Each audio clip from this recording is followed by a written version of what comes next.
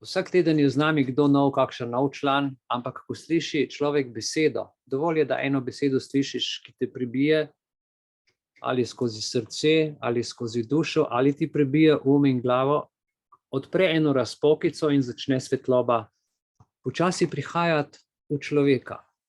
No, kako ste zadovoljni s trenutnim, sedanjim načinom življenja?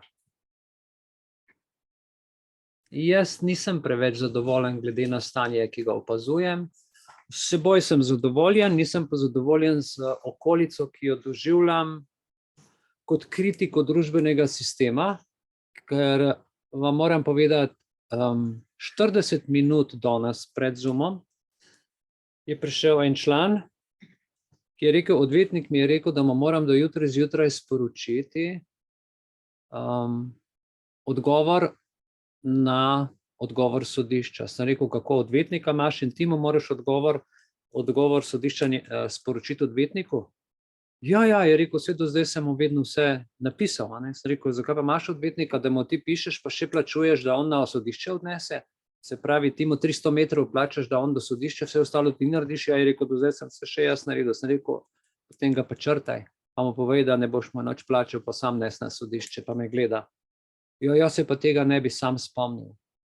Ljubi Bog, ljudje Božji. In to delamo vsi. Največjo napako, telefon, tudi če ga ne rabiš, ga nosiš zraven. Zakaj? Ni potrebe. 7, 8, 15, 20 vrst davkov, zato da bi nam bilo lepše, da bi tisti, ki so odgovorni, skrbeli za nas in za družbo. Z istimi davki nam kupujejo cepiva, maske in nam ukazujejo, kaj moramo delati. Neumnost do konca. Upam, da bo komu to jajce počel, zaradi tega, ko enkrat davke državi preškrneš, je tudi malo na tem, ki začne piskati. Ne? Če pa kdo denar posoja, pa mi nismo dolžni poslušati. Take države s takšnimi navodili ne. Tako da takšen način življenja je treba malo razmišljati. Po moji osebni presoji.